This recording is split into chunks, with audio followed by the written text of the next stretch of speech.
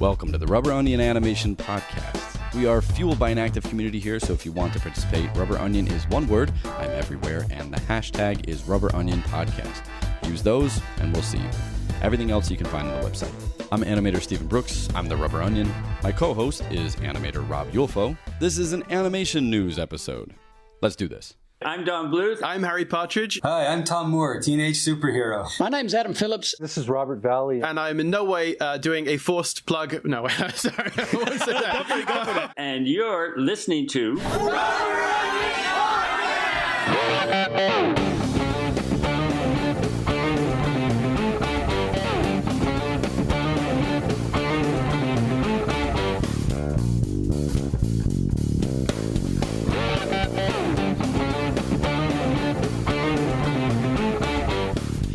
Robbie. Steven. See, I think going Robbie needs to have that music behind it, and when it doesn't, it feels just wrong. Sound like a jerk. I mean, we're fading out of the theme song right now, but it sounds like someone I'm trying to avoid, and then like the Robbie is like it's like you just hooked me from doing whatever I was gonna do. I was like, yes, I do that. You mean like at a party or something, or on Friday at work? Yeah. Like you're trying to sneak out like an office space. Robbie. Yeah. I'm gonna need you to come in on. Let's chat about tunes. Okay, I guess I'll sit here for 2 hours. That is exactly what I did. That's exactly what I did today. I was looking at my day and I was like, you know what? I think I'm going to finish early. I think I'm going to have a window to record. And I said this. I said, anytime that I have an opportunity to finish early. I mean, I had a 12-hour day today already. But, technically, I'm at work. You see, I'm on my timesheet. It says O/C. Do you know what that stands for?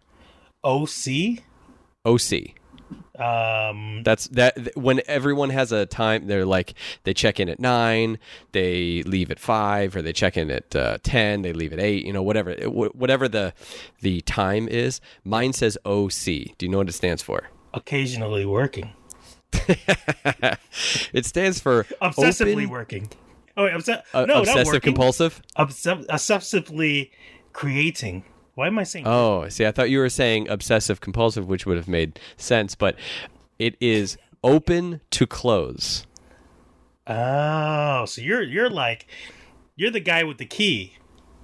Yeah, yes, exactly. I open up that gate, and I worked at a pet shop in a mall when I was a kid, and that was one of the things you were like you were like a key holder, the key master. Oh, and you could open the gate in the mall, shut the gate. Did you have like a that's what I do, animation wise. No, I have a what do you mean, like a million keys? No, I didn't. No, it's just now you got. I didn't. I actually didn't have a key. I didn't work that long. So as an animator, now you have hotkeys. I get it. So I have beer here. Do you have beer? No, I have water. Oh, well, see, I mean, no, that's good. But you know I'm what? I'm not trying to be healthy. I just don't go out anymore. So no, I did finish. Do you remember a long time ago when I ordered from this app?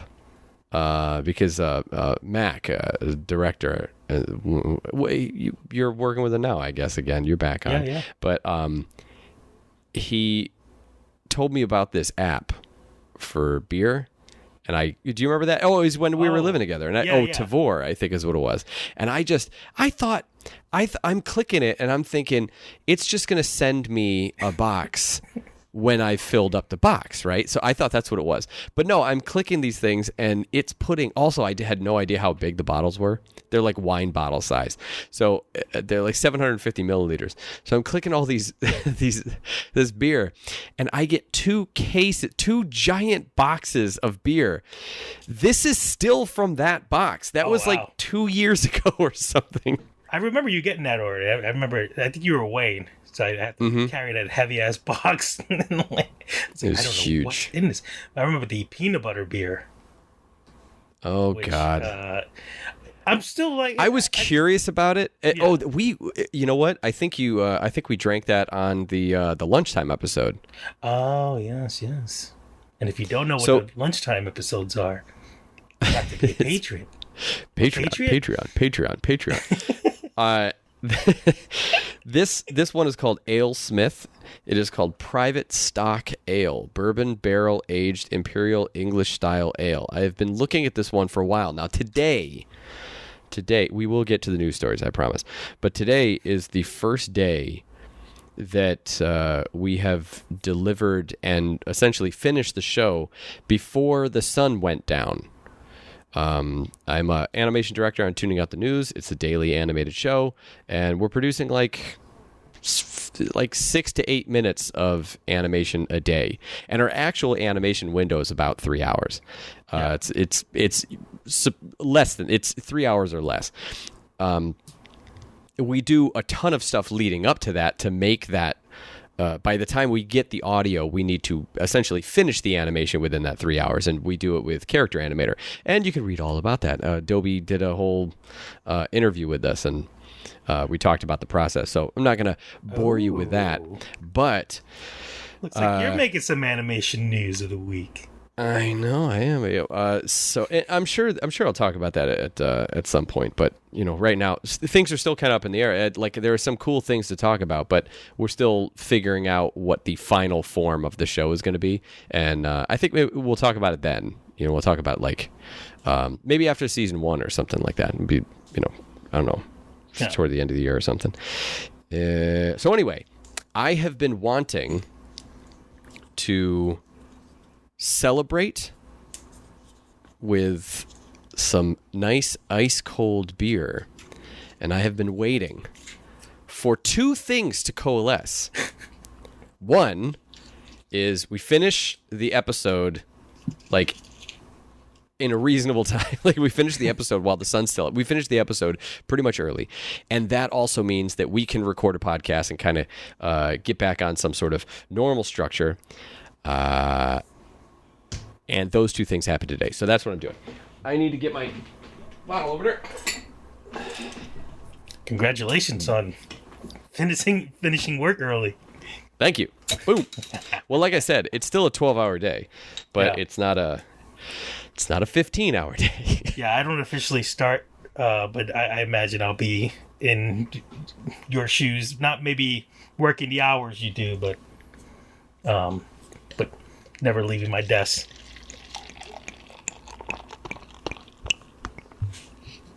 Ooh, yeah. I'm kind of jealous. Nice ice cold beer. All right. Well, you don't have a drink. I actually got mine in a solo cup because this is why I was drinking water out of today. But here, cheers. Even though you don't have something to drink. Oh yeah, we can't cheers water. You said it's bad luck. It's bad luck. Oh my goodness gracious! This is this is quite. Usually, when you get an ale, it's you kind of know what you're getting. Okay, I'm getting it. This one tastes a little bit like a cider, actually. I think it's the bourbon barrel because it has that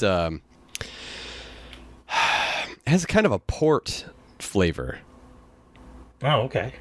Yeah, it's interesting. It's much stronger flavor than I was expecting. It's not exactly that crisp. That's a nice, big bottle too. It's like a champagne beer. bottle. Well, that's what I said. It's 750 milliliters. All right, listen. Nobody needs to hear us us talk about that.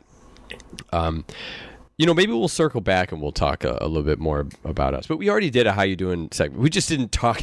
We didn't talk as we normally do on a How You Doing segment because we got back. But let's get into the story, shall we? Yes. Okay. So the first story that we're going to talk about, this is in no particular order, but let's start with HBO Max. So we're going to start with some streaming things up front, and starting with HBO Max, the Oscar-winning short Hair Love is being turned into a series for HBO Max. Did you see Hair Love?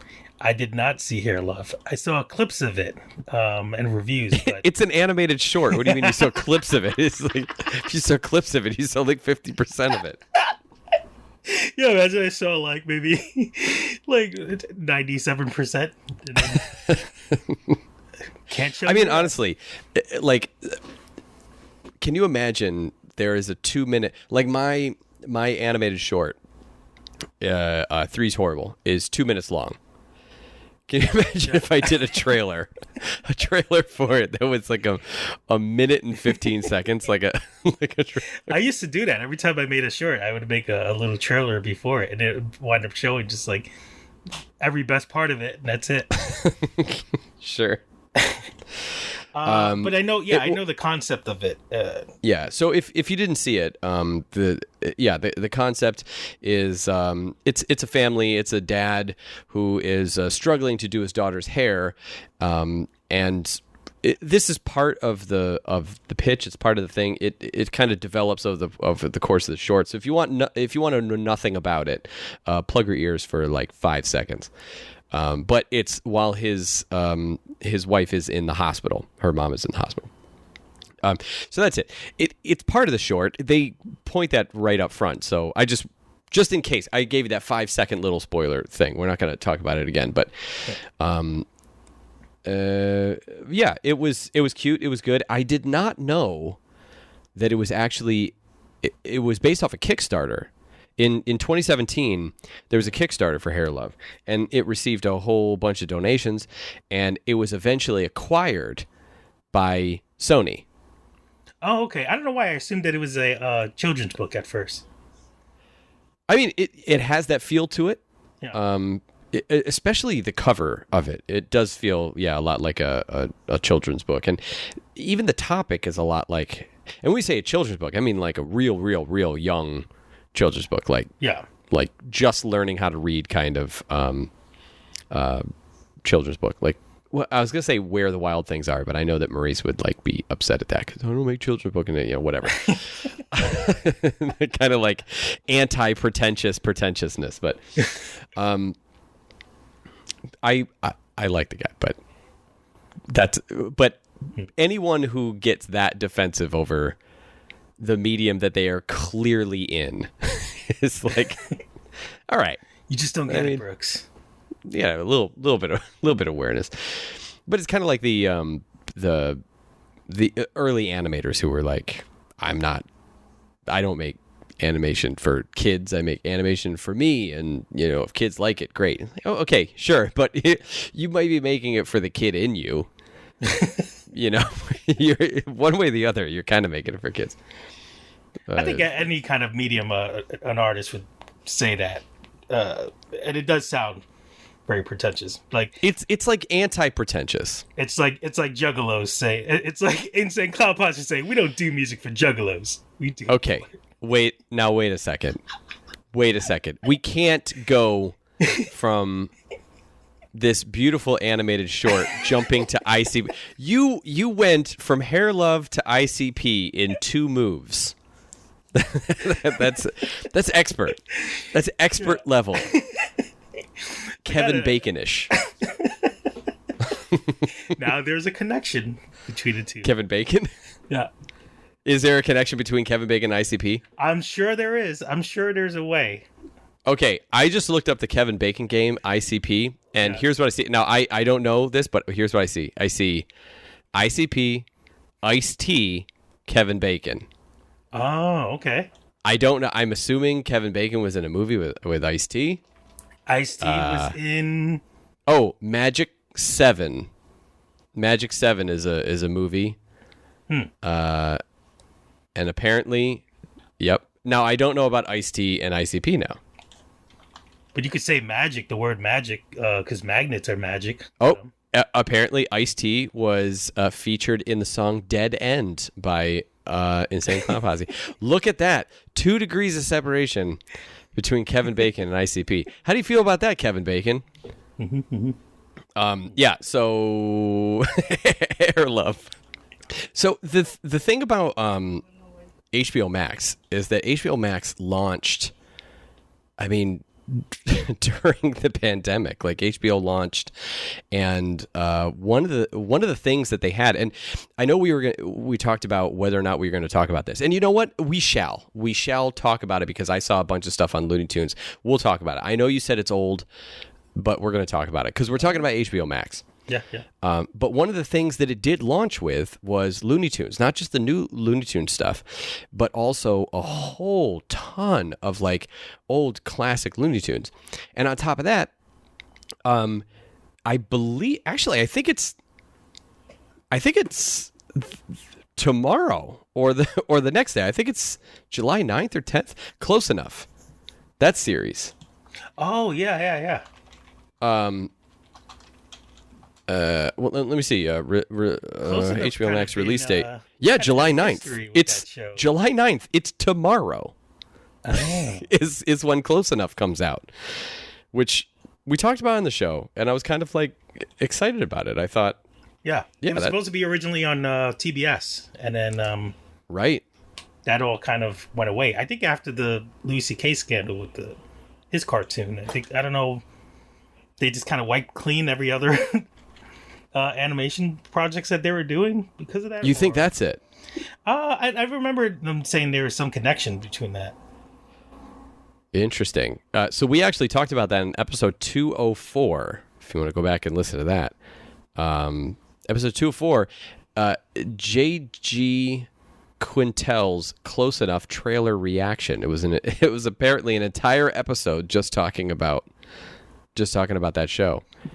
Oh, okay. I thought you were reading a weird title, J.G. Wentworth or something.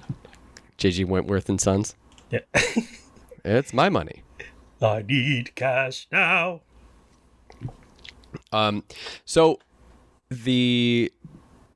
I was saying about how HBO Max does seem to. I mean, the fact that it launched during the pandemic, it was always going to have Close Enough on it because I think we actually saw that in the background of their launch thing. You could see a little image of Close Enough and like, oh shit, Close Enough's going to be on there. Yeah. I said shit. All right, well, I guess this is an explicit episode. Whatever. Fuck it. So there was always going to be an animation focus, and of course, I think we talked about before with Looney Tunes. They were producing that for like a few years. Yeah. And it was always going to be a thing that they were aiming toward. So this isn't anything new. But now with the pandemic, like a lot of things, it's like, okay, now they're looking for more content. They're focusing on more stuff. So the fact that HBO Max, I know that they have already focused on some animation, but we've already talked about animation and Netflix. We've already talked about some Hulu animated shows that were focusing on Hulu, and now we got HBO Max in the mix, and there are other ones as well that we may or may not talk about in this very episode. But this is kind of a big deal. It's a 12-episode 2D animated season. Now, the original, I don't know exactly how it was 2D on the back end is what it was. Like it looked 2D style. Yeah. But I don't know how much was 2D and how much had 3D. I'm kind of assuming like at least some of the boarding and the staging needed to probably be done in 3D. One of the things that was interesting about it is because it was focusing on hair, and it was like there was multiple different types of hair in the short. His is a little bit easier to deal with. It falls in a very easy way to animate in 2D, but his daughter has very curly hair, and it looks like there's textured, like there's a textured fill, there's a kind of outline, and then there's a moment where the hair comes to life and the guy's like fighting it in a boxing ring or like in a wrestling ring. And so there's multiple different things. You remember when we talk about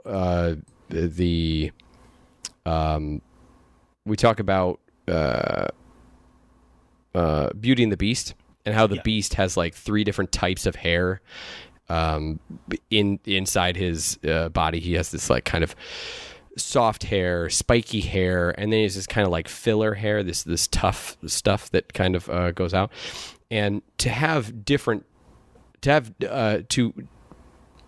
keep into consideration and to take into account different parts of the hair, whether it's fill, stuff that's coming out, because she has like hair that is wild. The whole idea is that he's trying to like tame the hair, right? So there's hair that's like wild. He's got like flyaways that he's trying to pull everything back and tame it, wrestle it with a hair elastic.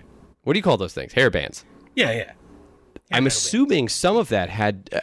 I thought some of it probably had some 3D in it, but it may just be that it's just layered 2D. So I am kind of interested to see like the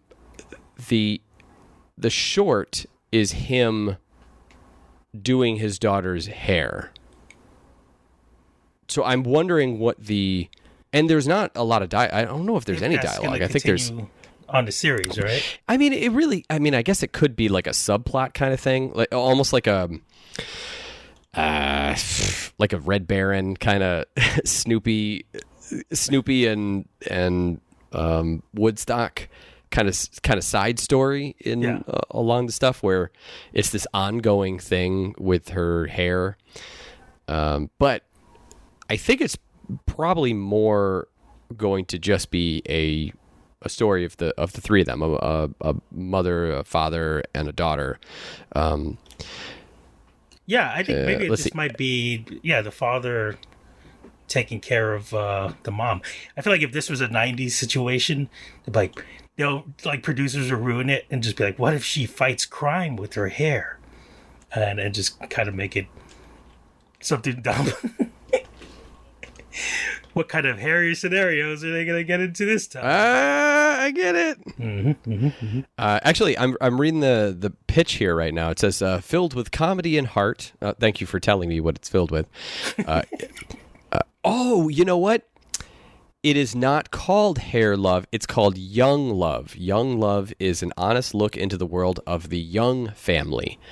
Oh, I get it. It's fine. That's such a like, kind of cliched thing to do. The Young family, Young Love. Get it? Because the Young family loves you. You know, so that's funny. Yeah. It's a very classic title. It's an honest look into the world of the Young family, including millennial parents Stephen, spells his name right, Stephen, and Angela, their daughter Zuri, and her pet cat Rocky, as they juggle their careers, marriage, parenthood, social issues, and multi-generational dynamics, all while striving to make a better life for themselves. So I still think they'll probably have some bits with the hair. You know, I mean, that's what spawned the thing. So you got to have a call out to the short that spawned you. But no, it seems to be, because I can't remember the short exactly perfectly, but I don't think there was dialogue or a lot of dialogue. But anyway, he did make a post. This guy Matthew Cherry, who's the creator of it, he said, "Dear Black voice actors, Young Love, a new animated." Oh, I should mention that this is a Black family. Dear Black voice actors, Young Love, a new animated series which is based on the characters from our Oscar-winning animated short Hair Love, is now open for business at HBO Max. This is an interesting tweet that had come out yesterday at 1:15 p.m., July 7th, especially in light of all of the voice actor chatter that's been going around. We're not gonna get a Proud Family situation going on where. Oh, were there? Did you see his tweet? Oh, Tara Strong was voicing the baby apparently, and he made this big post about how, man, they looked for voice actors of color, and They just couldn't find anyone who could do what Tara Strong did. And man, people jumped on him so fast. Really? Nobody? You couldn't. You looked high and low, and you couldn't find a single person of color that could do baby voices. Yeah, gotta get that right, Goo Goo and Gaga. It's a special skill that now I'm getting into the place where I am minimizing the work of voice actors in order to support the idea that you're pulling. You could have just gotten anybody, but no, of course. South Park, where they had George Clooney do Stan's dog. I mean, obviously, that's bullshit. I mean, everybody knows that's bullshit. That reeks of bullshit. I think it would have been better if you just said that actually wasn't a thing that I was focusing on. I thought I got everybody, and I didn't really need to. I felt like I didn't need to cast a person of color as the baby. And Tara Strong is a popular voice actress who, she goes to a lot of conventions. She's very popular. Thought it would help my series. Like, you could have said something like that. Yeah. But to say that I couldn't find any. It's just, come on, man. We even interviewed actual babies. Yeah, I was gonna cast my own baby, and it's just a baby holding like sheets and just like chewing on the corners of it, like that, getting it all soggy. You're doing a bad job, baby. Anyway, so he stinks, literally. I get it. Change his diaper. Yeah, that's good. That's good. So Cherry, Matthew Cherry, who is the series creator, will serve as showrunner alongside writer-producer Carl Jones from the Boondocks and Black Dynamite. Executive producers are Blue Key Entertainment's Monica A. Young, along with Lion Forge Animation's David Stewart II and Carl Reed. All of whom were involved with Hair Love. I don't know why the name David Stewart II made me laugh. I think it's because it's the second.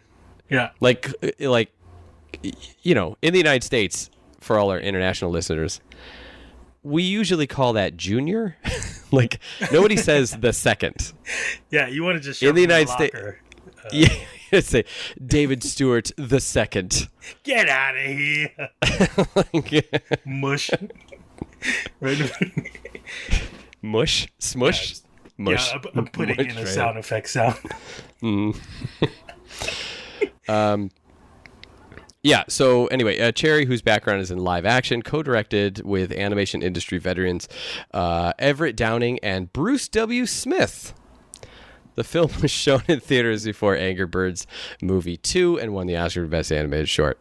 That was before Bruce Angry Smith. Birds? What's that? That was before Angry Birds?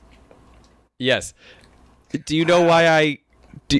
No, Bruce... Yeah, it was before Angry Birds 2. But do you know why I went, oh, Bruce W. Smith? You know who that is, right? No. Creator of a show called... Proud Family. Oh. Which we literally just talked about.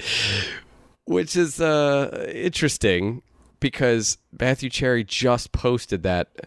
This is very interesting. I actually heard they were thinking about rebooting the Proud Family. So, I mean, he just has been getting a lot of flack lately. Oh, he because did, because he posted a lot of stuff like, there was what was it? It was what was the one that he responded to? I think it was who is it? Kristen Bell, I think, was voicing a character on Central Park, the new new series from the Bob's Burgers creator. Yeah, and she was voicing a mixed character, and she stepped away and she made this post. She was like, "I'm sorry, yada yada yada," and he, I think, shared it and then said something like ridiculous, or I can't remember what he said, but he was all upset about it.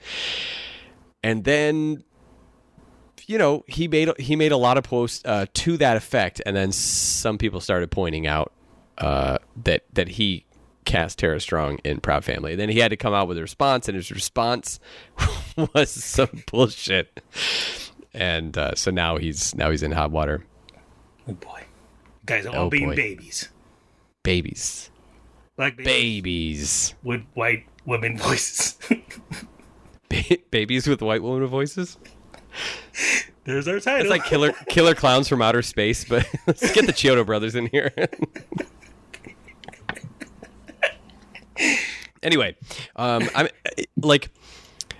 excited about animation right now, and it's terrible that it took a pandemic to shake up the industry. I mixed the things to shake up the industry, to shake up the entertainment industry in a way that would prove, number one, how valuable animation is, how stable animation is, and how much of an actual desire there is for animated content. I think a lot of times there's a rush for content, and when executives or producers will look for content, they're looking at timetables and they're going, well, we can have this live action thing hitting the ground and moving along 6 months to a year, but soon as we're going to get this animated thing going is 2 years.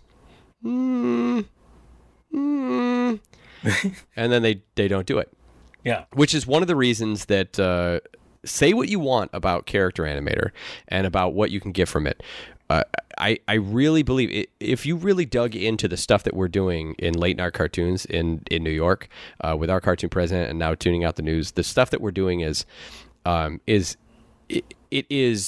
pushing the boundaries for quality and speed. I mean, we are really trying to squeeze as much quality as we possibly can get out based on the amount of time that we have. Tuning Out the News is a daily animated series. So, of course, we're pushing a little bit more. We're using more of the motion capture, but we're also doing a lot of, the motion capture is a little bit more like puppetry. And the puppetry, a lot of times we're doing some live puppetry. We're doing some puppetry at about 75% speed. And we're editing things to a way that will look motion capture, but is decided from an acting or a puppetry standpoint. So it still gives that feel, but it produces something really special and really unique. Whether you like it or not is a different thing, but it is new. And our cartoon president is doing the same thing to launch it. I believe it was started in the fall, and we launched on the State of the Union. Yeah. For season 1. That's if you figure the fall, I'm not sure the exact start of when people hit the ground and actually started designing things and building things, but to say you go 6 months, let's give it 6 months from concept to delivery of your first episode, and you're producing episodes as you're releasing them. I mean, it's really special. I mean, I think that's why. That's one of the things that's really cool about what we're doing at Late Night Cartoons with Character Animator is we're able to cut down that time frame. But now with the pandemic and everybody being quarantined and working from home, companies can't produce live action stuff, so they're turning more to animation. I think what you're going to see is this coalescence of two things. One, as people start going back into work, you're going to see more people feeling like, we could do a lot of stuff remotely that we were not feeling like we could. And so you don't have to pay the kind of overhead that you did. Studios could probably get away with a much smaller in-studio presence, something where really only the top brass will be in there all the time, and only new people will go in there. And once they're good and once they're working on their own and fine, you send them home with their materials, and then they work from home. I think that is a really good process where you can hire new people, And you can send people home. Okay, good. Now you can work from home, and they'll be able to comp out some of their apartment for like a work area at home. There's a whole bunch of benefits to that kind of thing. I do feel like it's a new evolution for like the way the work structure is going to be. I mean, it's not a crazy thing to work from home, but I think it's going to be a new kind of normal for people. It's just going to be like you really had to request it, I think, in the past, where you like, I'd really rather work from home on some, and you could only do it if you were a designer or a storyboard artist or something like that. You might be able to say, okay, I'd like to work from home 3 days out of the week or something like that, and they might give that to you if you were maybe a little bit more senior, or a little bit more of a veteran in the industry anyway. They usually wouldn't give that to someone new. Like, and I think new people should always be in the office anyway, like if there's not a pandemic anyway, but they should always be in the office because tutorials are much, much, much, much easier to go through there, to do dailies in front of people and everything. But, once you get the process down, there's really no reason for people to be in the office, or at least all the time. You could have people come in on Monday, and then work from home Tuesday and Wednesday, come in on Thursday, and then work from home on Friday or something like that. Or you could do a bookend. You could do Monday and Friday. Yeah. However you want to work it. But I just I thought it would be good to start with HBO Max because of this exact thing. I feel like HBO Max getting into the game this way, launching this way, and putting so much animation up front, and then ordering new animation. It's very good. People talk about the streaming wars, and they're like, oh, it's going to be like, now you're going to have to get all these different things. It's going to be like having cable. Yeah, maybe it might get to that, but, customers complain, and I think people don't understand how much power they have as customers.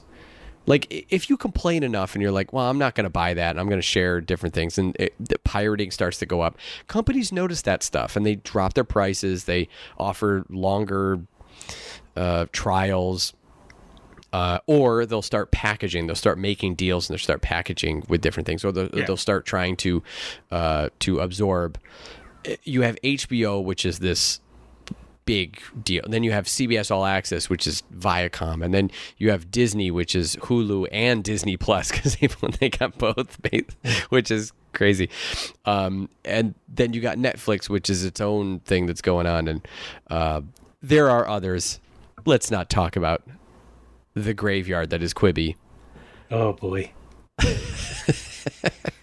Actually, I did see a show on there, which was really good. It was kind of like oh God, what's his name? Shoot.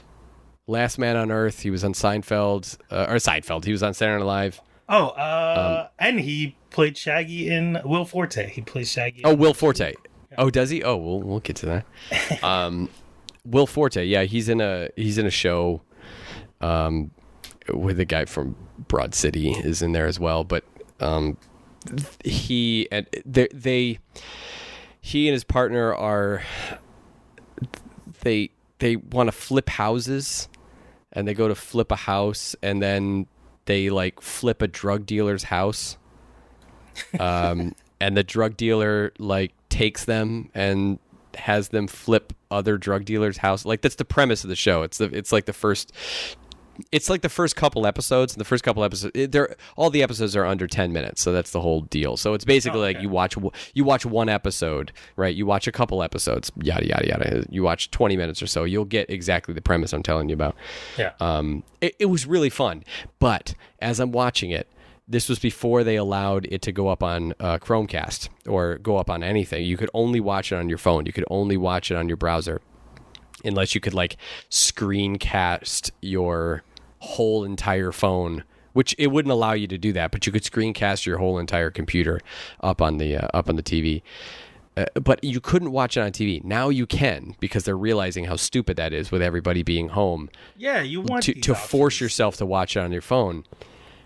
But the point was, they wanted to have big budget content on your phone that would be like 9 to 10 minutes, which is like within an average commuting time. Someone being on a train or something like that. Which I'm not going to lie, it'd be nice to see some of that stuff. But I mean, I do that. I download episodes, or I download stuff from YouTube. I download episodes off of Netflix. I download episodes off of Amazon, and I sit there on the train and I watch part of it. And then do that. I do that. No, you don't do that. You have anxiety. Yeah. I don't want people looking at what I'm looking at. Quibby, what's wrong with you? I feel like I'm playing the same character throughout the podcast. It's the same guy who yelled at the baby and said he stinks. Baby? It's the same guy. You stink like this train. Yeah. Anyway, no, I think this is great.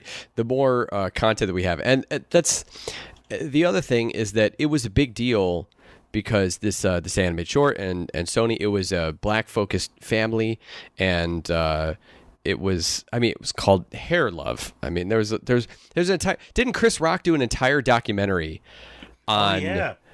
So anyway, it was a big deal when it came out, and we've mentioned a lot about representation on the show, and this is part of that. It's not just a black family. It's a black family that also has a black cast and black production, or at least brass production. I already used that expression before. The upper management, basically.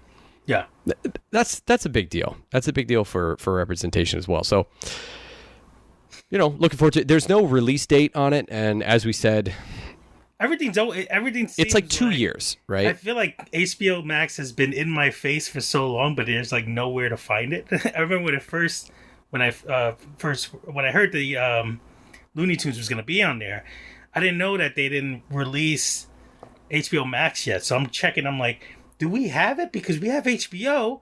I see HBO. I was looking through the cable box. I see HBO Go. I don't see HBO Max here because I'm an old fool. If you're looking on cable, of course you're not going to have it. But you have a smart TV, don't you? Yeah. You got apps on that, yeah. So just look for HBO. It's on there. Oh, unless it's Roku, because remember the TV that we had? Excuse me, the TV that I have. Your TV we shared. Yes. It's a Roku TV. So I can't have the only way that I can watch HBO Max is through Chromecast as like a separate dongle into my smart TV. I see. Because it doesn't what? No. You were going to make a joke. No, I was not. I swear to you I wasn't. Oh, I thought you said C. ICP? No. Okay. Never mind. Kevin Bacon. Yeah, we'll just end everything with Kevin Bacon. It's just Kevin Bacon. Yeah. So, really, and I don't know exactly how this works, because I guess it's some kind of partnership between Sony and HBO Max. Because I mean, it was bought by Sony. It was really I don't exactly know how that's going to pan out. I would assume you're not going to see anything until earliest 2021. I'm sorry, earliest end of 2021. I think that's probably the earliest that you're gonna see it. I wonder if it's gonna be at the same quality, because I know whenever something's movie version, and then like when a series is picked up, the quality kind of goes down. I mean, obviously it depends upon the studios that are doing it and everything. I mean, we have a lot of stories, and we've been talking for 45 minutes. Story one? Yeah, we're still doing story one. So, yeah, cool on that. So let's move on to story two. I mean, we branched off to a lot of things. We didn't actually talk about... we didn't really talk about Hair Love that long. But story number two is Transition. Toucan and Birdie the animated series, which I had talked about before, was canceled from Netflix, which is shocking. Yeah. Has now been revived, and it's sent to Adult Swim for season 2. I find this rather hysterical because, Or like the irony of it. yes, Yeah. like how many times does something get canceled off of TV, and it gets a second life in streaming? Yeah. And now we have something that was canceled off of Netflix, and Adult Swim's like, please come back to us. We know we've been stupid. We know we've ruined our entire lineup and have really only been focusing on acquiring old and tired franchises. Well, I know Adult Hot Swim take. has been known for reviving, bringing new life to shows like It Family has been. Guy It has. Futurama. Yeah, and Futurama. Yeah. No, it definitely has been. Has been is the way that I might listen. I don't want to come down that hard on Adult Swim. I love what Adult Swim does, and I love what Adult Swim has done, and I love this move by Adult Swim. Yeah, but yeah. it has felt like recently. It's like they had kind of lost their way. Like they couldn't, like it almost like they tripped somewhere and they were kind of fumbling, trying to get their feet under them. Like, wait, what's the next?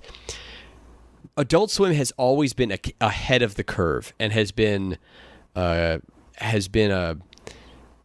trend maker. Yeah. And then recently, it's just felt like, honestly, I really feel like it was since. Was it Tim and Eric? Mm-hmm. I feel like that kind of thing took them down the wrong path. Not the wrong path. I mean, it took them down the path that saw a lot of money for him, I'm sure, and saw a lot of eyeballs. But at least it was not something that was easily replicatable. Yeah, because everything else became Tim and Eric after that. Right. I mean, they also had the whole controversy about like women writers and stuff in the past. So I think Adult Swim. Yeah. I mean, what?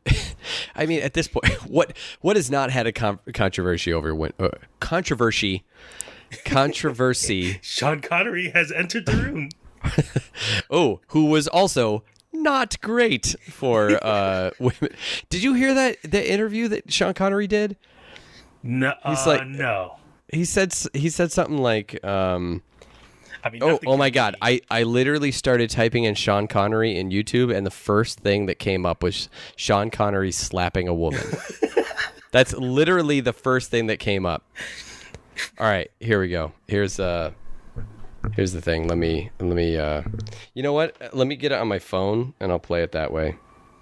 Oh God, and it's in audio form. Yeah. I mean, it can't be as bad as Vin Diesel constantly hitting on that reporter. Hold on. It's not the worst thing to slap a woman now and then. As I remember, you said you don't do it with a clenched fist. It's better to do it with an open hand. Yeah, remember that? Yeah. Yeah. And I didn't love that. I haven't changed my opinion. You haven't? No, not at all. You think it's good to slap a woman? No, I don't think it's good. You don't think it's bad? I don't think it's that bad. I think that it depends entirely on the circumstances and if it merits it. Yeah. What would merit it? Well, if you have tried everything else, and women are pretty good at this, they can't leave it alone. They don't want to have the last word, and you give them the last word, but they're not happy with the last word. They want to say it again, and get into a really provocative situation. Then I think it's absolutely right. So, yeah, great. That's James Bond. That's that's James Bond. James Bond, suave, gets the ladies, and then slaps them from being out of hand. Oh God! Oh, what an asshole! That doesn't work. You spray them with water. That's the way he's talking. He's talking like the way he's talking is like like he's been training women for. That's basically what it is. It's like I mean, God, Anyway. I don't know if you can hear the chaos outside my window, but there's like oh no, I can hear it, and non-stop I just fire trucks. And I just wanted to say what the disgusting irony it is that we somehow wandered down the rabbit hole of Sean Connery slapping women while we're talking about Toucan Birdie.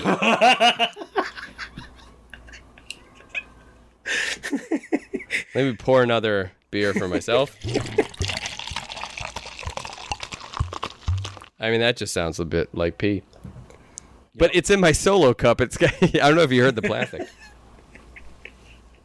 I like that your solo cup matches your collar of your shirt. You're like the opposite version. This was from Hike. Remember, I believe you have the same shirt. I believe in my dreams. Mm-hmm. Yeah, because we talked about his Kickstarter. He's an animator on Teen Titans Go. Yes, he is. Yep. Yeah, he has an animated short called Abo and Caro.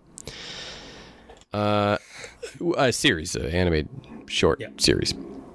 Anyway, so let's get back to the story at hand. I told you, did you ever get around to watching Toucan Birdie, by the way? No. No. Okay. Well, I mean, usually when I suggest something, you're like, I should watch that, and then you don't. There's so many episodes of being like, yeah, I think right after this, I'm going to go give it a watch. And I never do. You really just watch the things that you've already... It's, you know what, I don't take offense to this because you are like this for everything. Yeah. Just all media. Not all media, all things. I mean, it took... I started getting you, like, trying to expose you to other types of food. But it's like, okay... So I feel like my big aha genius moment was to get you to the Korean place where we used to live. That was down the place because Koreans do awesome barbecue, and I was like, man, I can get him in there, and I can get him some awesome like Korean fried chicken, and he's gonna love it. Oh, I was right. What's that? I love Korean fried chicken. I was right. You were very happy about that, but you had already had it when we had gone to the Korean place that was in St. Mark's. That your ex liked the fucking watermelon soju. Oh, I still go there every time I go to like St. Mark's place. I stop by there once in a while. And this is exactly what I'm getting at. The reason that you do that is because you've already done it. Yeah. I mean, I'm never going to turn down chicken, other than when you made me eat chicken leg. It was a chicken foot. It felt like I had an old lady's finger that was dipped in sauce. Why an old lady? Because the skin, it was just like, there was no like meat, there was no cushion in between it. It was just like a skin layered on top of a bone. So it was like the index finger of an old lady. It's skin, very thin bones that have been turned into brittle, and then it's cartilage. Yep. And it was gross. But I did eat a cricket with you too. Remember that? Grasshopper, right? Oh, grasshopper. Yeah. Yeah, grasshopper with worm salt. Yeah. Oh, that was worm salt too. Oh man. That was worm salt. Yeah, it's literally so. I think people don't understand when they hear worm salt. They're like, oh, worm salt. Oh, you know what? No, it's literally salt made from worms. Like it's not exaggerating. Yeah. But there was an awesome Oaxacan place that was by us. We went, and I introduced you to the wonder that is micheladas, and now hipsters around the world have found out what micheladas are, so I can't drink them anymore. Oh, I missed the micheladas.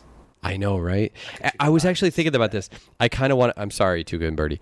I kind of want to go... when this whole pandemic happened, I have to tell the audiences, when the whole the quarantine and everything happened, one thing that was going on is like I said, I started working. I started as an assistant animation director on Tuning Out, and then I was promoted to director. When I started, I say this because I would not have any time now, but at the time, as an assistant animation director, like I got off at a relatively normal time. Like I got off at a pretty decent time. And I was really looking forward to, on our way home, stopping off at my bar, getting a drink, hanging out, and just talking, like not on the podcast or anything like that, just hanging out with you. And just, and oh God, you remember the turkey leg sandwich? Oh my God. I don't get anything but that turkey leg sandwich. It's one of the only things that they have, and it's the most amazing thing in the world. They deliver, by the way. Oh yeah. And I got the turkey. Oh, it's still good when it's delivered. It's still good. It's so soggy and mushy and amazing. Yeah. It's probably better to eat it at home too, because you could be an animal with it. I'm an animal there too, but like one of the things I wanted to do is I wanted to do that. I wanted to go out. I wanted to like have that time of us working in a studio together, not on the same show. I was no longer your lead animator. I was now I'm on a different show. You're working on OCP. I'm working on TOTN. We're in the same studio and we're like 25 feet apart from one another, and my place is on the way home from your is on the way home from where when you're going home, you pass by my place. So I thought, this is great. We can get out. We can have some time at the bar. And one of the things that I thought is we could overshoot and go down past your place and go down to our old spot and go to that Oaxacan place. Oh, yeah. I've been meaning to go back there. Get that meat pillow that you describe as a burrito. But that was what was good. I could eat that, and we lived not so far from that, so I could home and nap. I think we used to go home and just nap after that. Can you imagine? I was thinking, what if we were still living together during during this pandemic? I mean, I wouldn't let you go home. I know. I couldn't go back and forth. Nope. You would stay with me. I'll tell you what, we would have a lot of content that we would produce. I'll tell you that. I do kind of miss. I miss living together. I will say I enjoy having my space. I enjoy living alone. I'm playing Breath of the Wild now, Zelda Breath of the Wild, and it's a lot of fun. I started watching The Expanse, which is pretty good sci-fi stuff. I thought it was going to be really cheesy. First season was kind of like whatever. Second season and third season are awesome. Good sci-fi stuff. I'm enjoying it. But yeah, I miss living with you. We had 2 years? Yeah. 2 years living together. It was nice. I'm it was in a good weird time. limbo with this pandemic because I've been saving up money here. I know. Trying to find an apartment for my fiance, but now we're in purgatory. We're in engagement purgatory. I know, because your fiance's English. Yep. And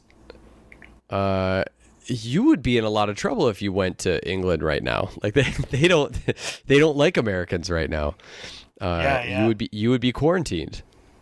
She's been talking about like maybe like later on, and once it calms down, you could come by and we'll be quarantined together. I'm like, yeah. I mean, that could be fun. Yeah.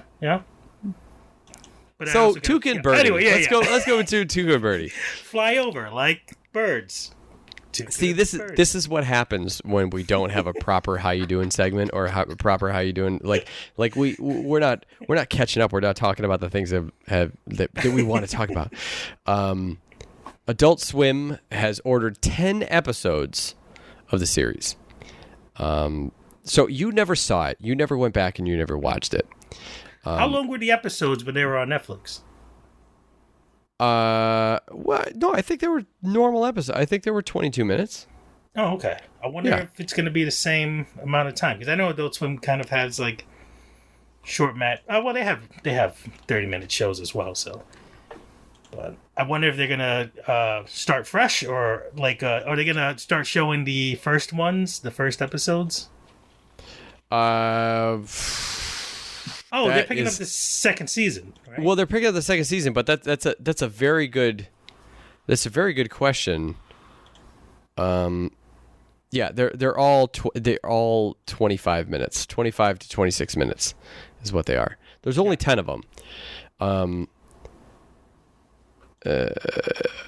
That's actually a good question. If they're going to get the syndication right, I actually don't know how that works with between Netflix, because usually a show goes into syndication and other stations can pick it up. They pay a certain fee and they can pick it up and they can have it on their station. Season 1 was canceled from Netflix, but I'm not sure what the rights are. So it would be nice if season 1 were shown on Adult Swim. I think that would be something that they should do. They should do a marathon. Yeah. They should do like a 2-day marathon. They should do Saturday and Sunday marathon where they show the entire series 2 days in a row. For season 1, leading up to the premiere of season 2 on Monday or on whatever. Yeah. They've done stuff like that before. I think. I know, but I'm not sure if they're allowed to, just because Netflix is so restrictive. On that's a good question. I'm not sure. That's a really good question. There is a missed opportunity here, though. They could have said season Toucan. Well, you want to know what I'm really getting at by starting with HBO Max and now going to this. So Adult Swim is the parent company is Warner Media. The parent company of HBO is Warner Media. That's why a bunch of Adult Swim series have been on HBO Max, like Aqua Teen Hunger Force and stuff like that. So the question becomes, if you were canceled off of Netflix and now you're going to premiere on Adult Swim with the season 2, ostensibly that should go from Adult Swim up to HBO Max. Yeah. What happens with season 1? Yeah. So are you now going to have season 1 on Netflix exclusive, and you're going to have season 2 on HBO Max exclusive?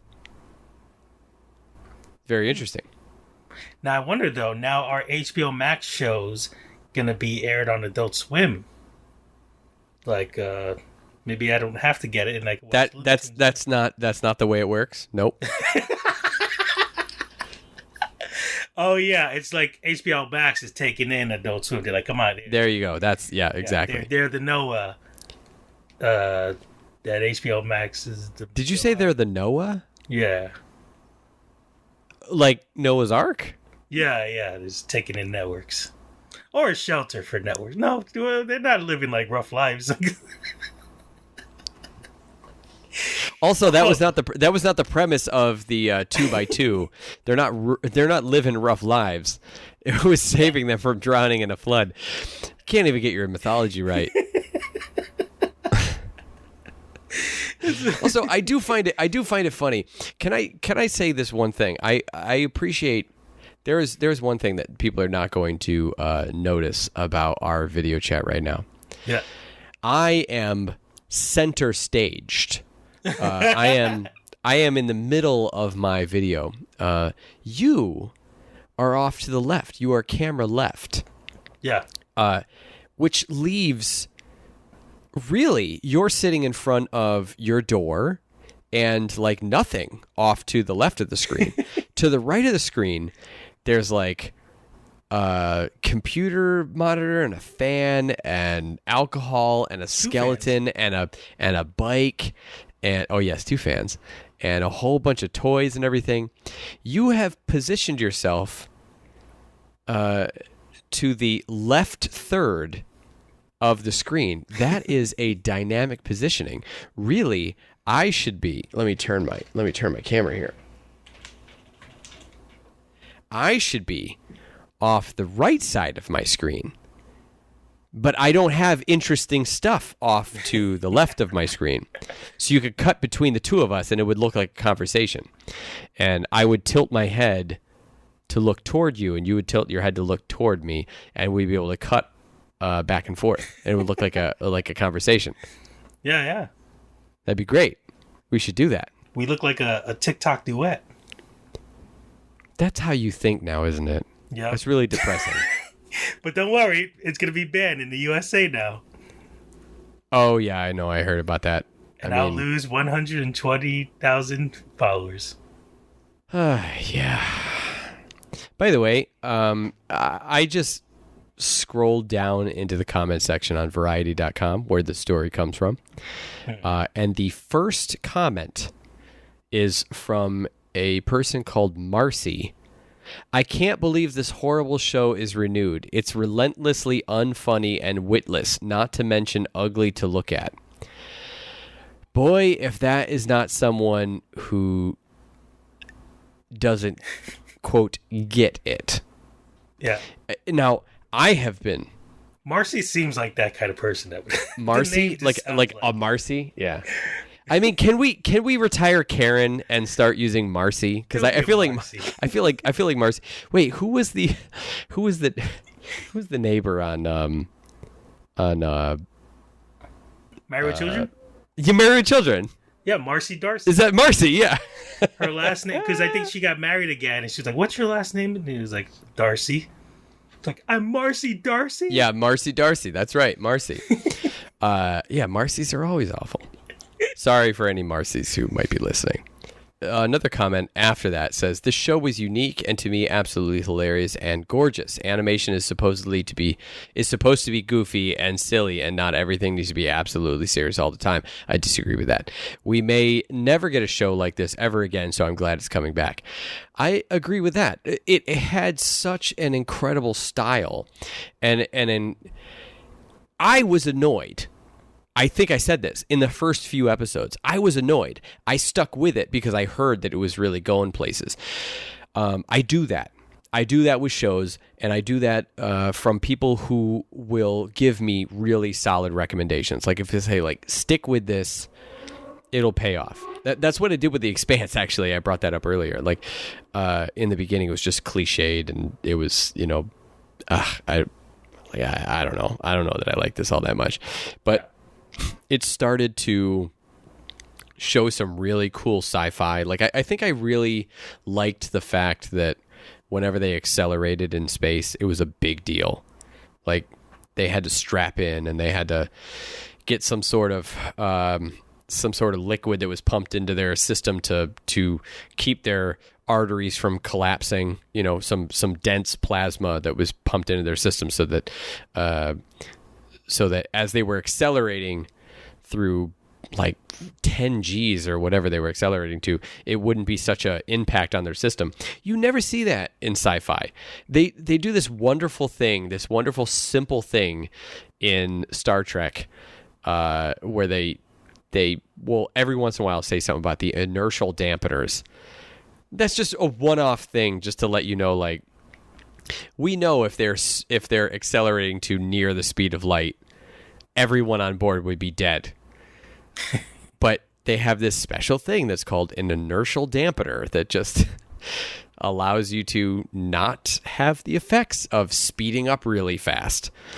And they do that in this show where they speed up and they feel the effects of it. Like everyone is really feeling it when they have to turn really fast or something like that. So it's like, okay, I like that.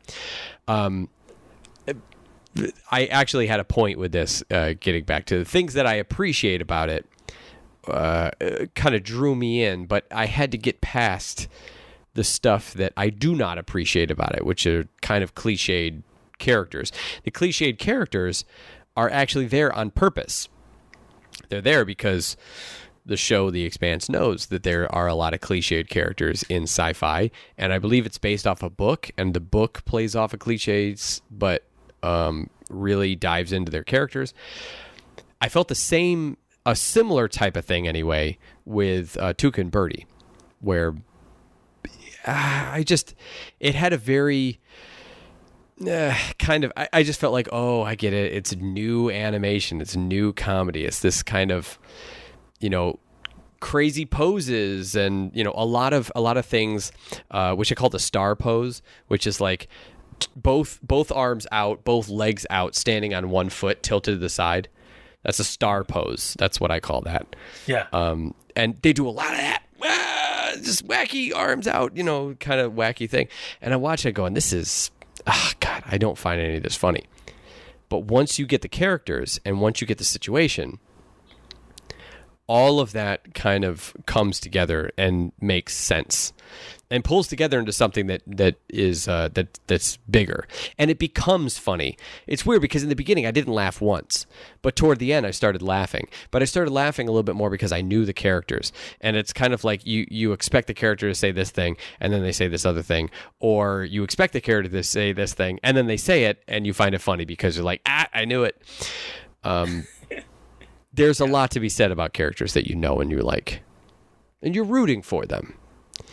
And it had such a style to it. I mean, Lisa Hanawalt was the creator, and she's the one who designed the whole world of BoJack Horseman. Like, the reason it looks like that is because of Lisa Hanawalt.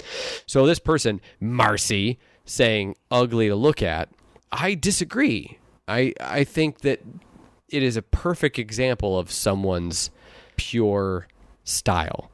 And the colors, I don't even know how it all goes together. I'm like, is there like like when you see it though, is it distracting, like the colors, or like I don't think so. It's kind of like, I use this example a lot, just because I think it's the Brazilian flag is like super saturated yellow on green, and it shouldn't work. It's the ugliest color combination that could possibly exist, but it works. Like, it shouldn't work, but it works. When you have designers that might change the colors a little bit. I'm sure that they change the colors a little bit to like make things work. But when you see the animation industry in and just design and art in general in Brazil, which makes sense, it's a very, very large country, but it's very vibrant. There's a lot of people who are working in the industry down there, and when they had the Olympics, there was the opening of the Olympics started with a 60 frame a second animated sequence. I don't know if you remember that. I think we talked about it on the show. Yeah. But the colors were kind of based off of the color palette that was given to them, but essentially from the flag, the saturation, the tones, the whatever. I feel like it's a lot like that. There are few places that I think lime green can exist and not be offensive, and Toucan Birdie is one of them. I am 100% positive that I've seen lime green on that show, and that should never exist. Lime green may be the ugliest color that I've ever seen. I mean, you could chroma key it easily. That's exactly why it's ugly. That green screen that's back there is it's meant to be taken away. It's meant to be taken away. It's like the go symbol or something. It's something that it's supposed to be shockingly green. Yeah. It's supposed to be so green. Like, the reason green screen works is because you should never have that color green on a person, on a thing, on clothes. That color green should never exist. That's why that green works. I think it was big in the early 2000s. Maybe 90s, late 90s. What, that green? Lime green. Yeah, I think I had shorts that were lime green and hot pink. I feel like I need to see that and then post that picture immediately. I'm wearing them now. I'm not. Transition! Hey everyone, Stephen Brooks here, cutting into my own show to let you know that this episode is supported by listeners like you on patreon.com/rubberonion. If you like what you get from this show, you see value in it and want to keep it going, consider becoming a patron and get basically everything related to the podcast early and or exclusive, including our new Podcastimation, which you get to see a full month early. It's like a subscription, but you get to pick the amount. The more you give, the more you get. The show can go on. Patreon.com/rubberonion. Check it out. As always, thanks for listening, and let's all meet up back at the forum on rubberonion.com. I'll see you there. Cartoon Network orders long form The Heroic Quest of Valiant Prince Evander. Mm-hmm. Now, I had not heard about this. Me either. I think you shared it today, and the image looked like immediately, not that I'm saying this is what it is, a Cuphead ripoff in a way. When I saw the first image, because I saw a giant chicken. Why? Because why do you say that? Well, the image I saw was a giant chicken. Yeah, and it looked like it was fighting two characters, right, or something. And so you said it looks like The Amazing World of Gumball, is what you said. Yeah, after I did some research and looked up the animation. So I wonder if it's this. Did you do? Yeah, I was gonna say, did you do further research to see that it was created by Danish animators Christian Boving Andersen and Ava Lee Wahlberg, who began their animation careers on Cartoon Network's global hit The Amazing World of Gumball? Gee, I already figured it out. Yeah, there it is. So it's actually it's a Cartoon Network's first series with Denmark, and just the second time, or the second at a time from Cartoon Network Studios Europe. Evander was nominated for a BAFTA and swept near all top TV honors at 2018 European Animation Awards. I saw the clip. You saw it. Yeah. It looked good. It looked like something that is easy enough for kids to absorb as something similar to something that they've seen. Not to say that kids aren't good at absorbing things they haven't seen before. I think kids are obviously very good at absorbing things they haven't seen before. But the more that it looks like something that they have, the more likely you are to get a bona fide hit, as they say. There's a review right there. But I think that what they do, their style is very like what you said with Toucan Birdie, like mixing colors that don't really go together and making it work. I think that that crew, they do the same with Gumball, and I see in this a lot of mixed media and characters who look like they're from different worlds.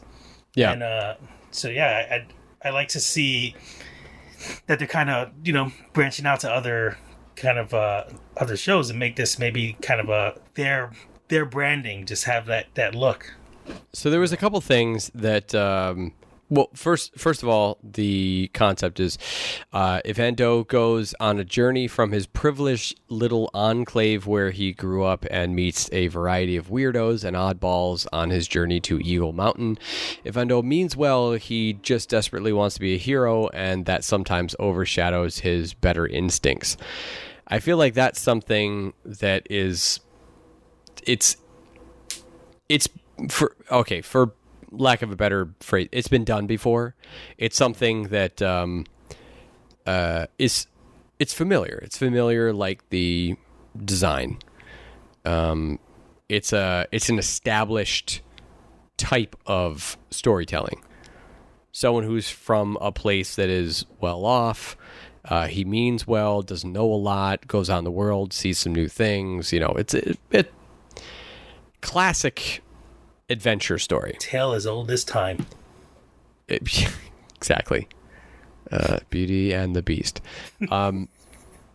But the thing that caught my eye was its humor has a, quote, British flavor, definitely. Christian and Ava have a soft spot for Monty Python films such as Holy Grail and Life of Brian, and I was a big fan of Blackadder growing up, so that silliness was an influence on her writing. There's a distinct echo of early Blackadder, Baldric, indeed, in Bert, from his put-upon prole status and drooping Phrygian cap to his being probably, quote, the only vaguely sensible character in the series. That stuck out to me because that's exactly the type of thing that I was aiming for when I was writing, well, the script that nobody has ever seen and probably will never see from for Three's Horrible, or that I changed it to A Horrible Story. I love sketch comedy, and kind of the godfathers of sketch comedy are Monty Python. And I think that those two, if you're calling out Search for the Holy Grail and Life of Brian, those were definitely huge impacts on me. It's different than what you can improv. What you can improv is just snarky shit. But what you can write is a bit different. And I feel like what I write is a combination of, thoughts. I have a lot of thoughts on things that I need to distill down to something. It's very hard for me to distill something down to a smaller amount. And then I have very silly, stupid thoughts. And I feel like that is, Monty Python was a huge impact on me because I have these two parts of me. One is working on just like fart joke level jokes. And then the other one is working on jokes that only like an economist or a calculus professor would get, like that, those two things. And that's one of the reasons that I think I loved Futurama so much, is because they did that. They had very intellectual jokes, but then they had very silly jokes. And you kind of combine those two things together and put them in the same world. And it has an appeal that is not broad. It is not a broad appeal.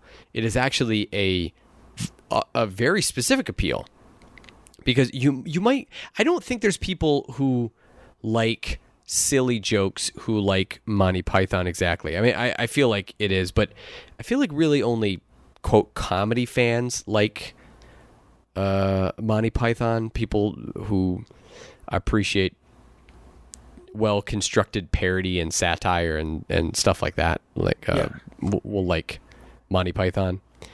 I kind of missed the boat on Monty Python. When I was younger, I remember all my friends talking about it, and I remember the movies and right. the whole rabbit scene, and I remember watching that as a kid and not understanding that was a joke. It was something that kind of like was kind of scary to watch, but then I think I appreciated it, that kind of humor. As I got older, but I never went back to look at the series and stuff, and I've always regretted that. The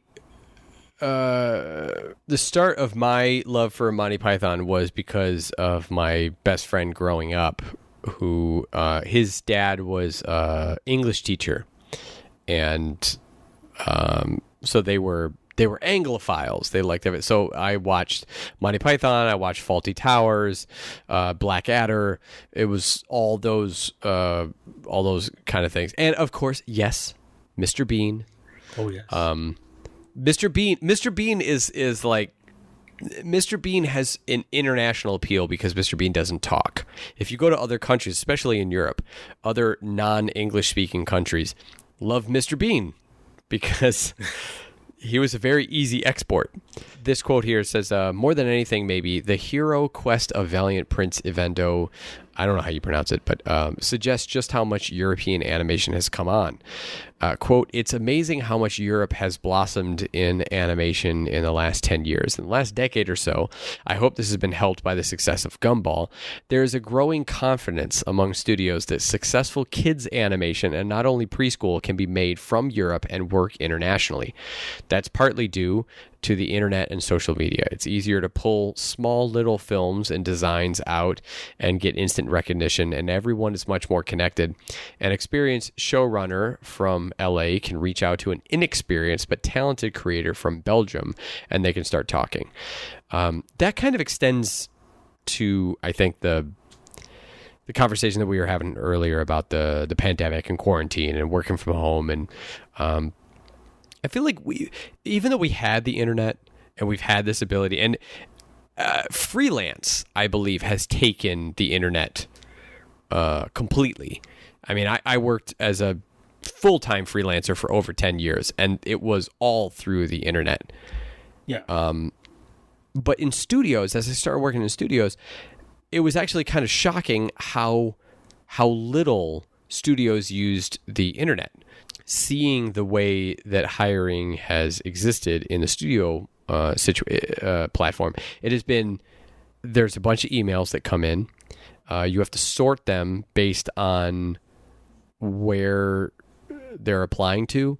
And also, just to let you guys know, if you are applying to multiple positions, send multiple emails. Oh, okay. I think people would see that as annoying thing.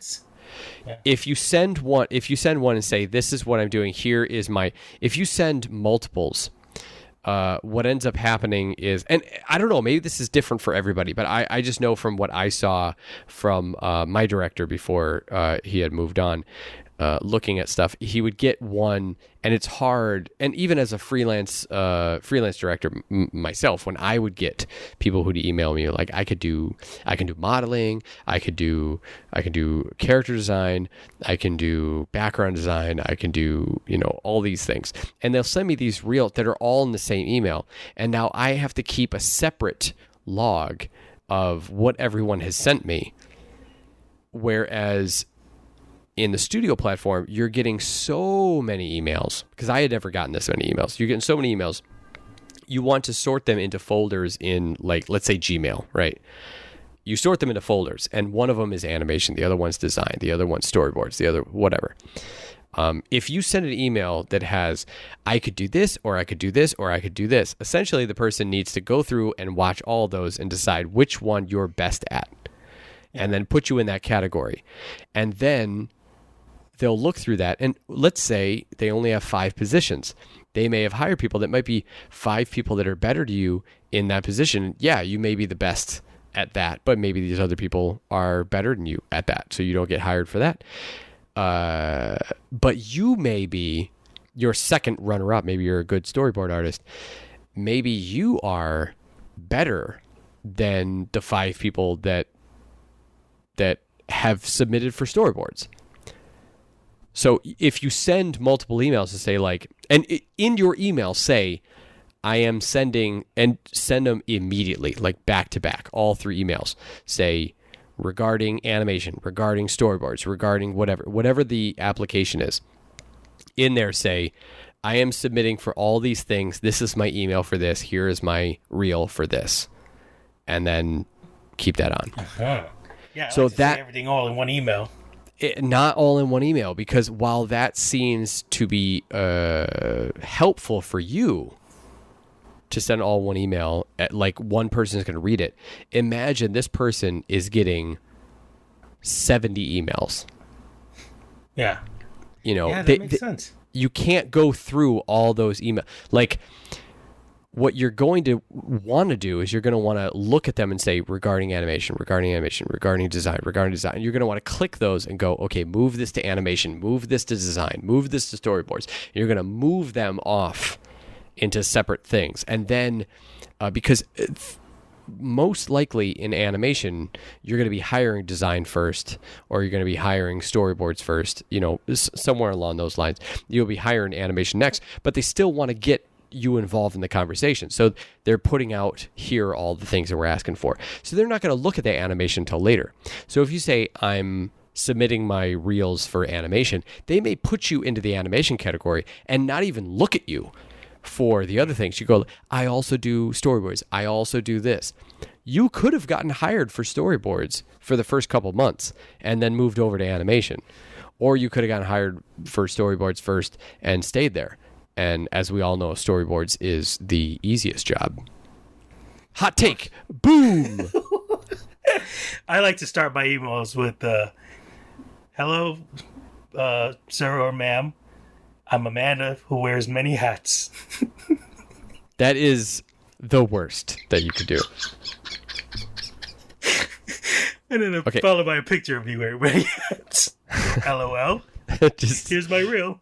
See, that's a Monty Python joke. So, yeah, I mean, I didn't know anything about this show, The Heroic Quest of Valiant Prince Evander the Third. Evander. I'm singing Fernando. ABBA? Yeah. Like I said that. ABBA? So, yeah, I didn't know anything about it, but, you know, the style looked good. It looked mixed media in the way that the backgrounds were, you know, real.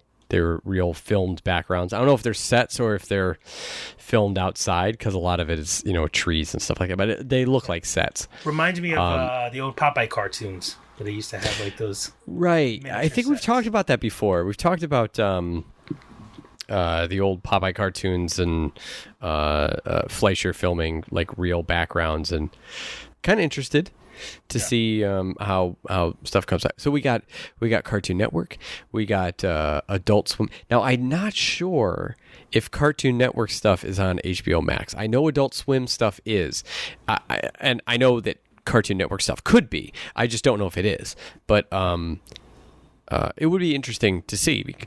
Then we'd have three things in a row that are on HBO Max.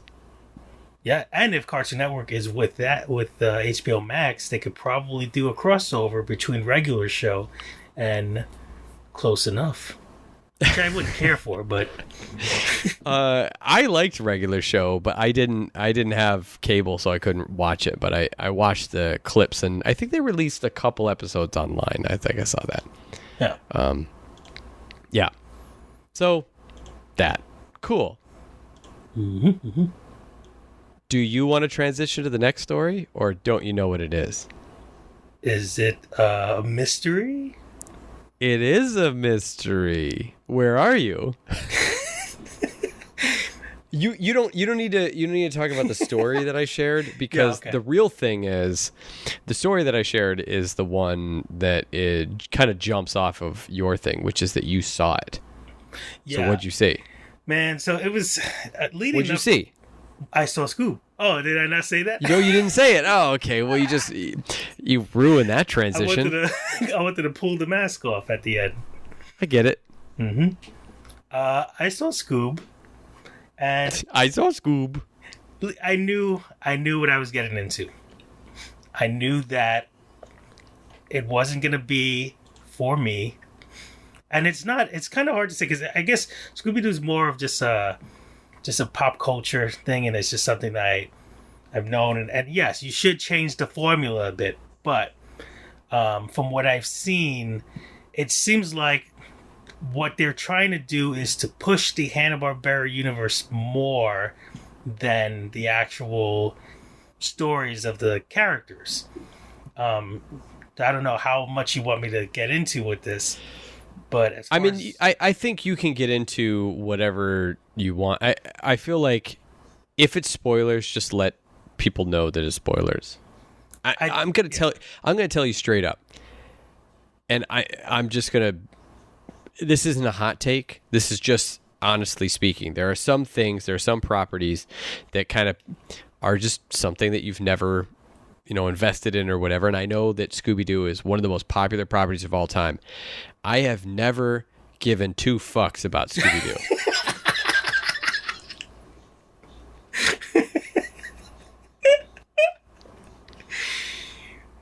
I'm not trying to be an asshole. That's I've never cared about Scooby-Doo at all. I've never watched the series. I've never the most interaction that I've had with Scooby-Doo was I literally watched what was rated as the top 5 episodes of Scooby-Doo between the old series and the new series. It was like 3 old and 2 new, or 4 old and 1 new, that I watched in preparation for an animated short that I was doing that had the Mystery Machine in it. Okay. And like the Scooby Gang. That's Did you not it. like Scooby-Doo and Zombie Island? I did not. I didn't watch it. I didn't See that there. See, the thing is, I've never cared about Scooby-Doo. I've never cared about the character. It has never appealed to me. There's nothing about that show that appeals to me other than, and like, I like the concept.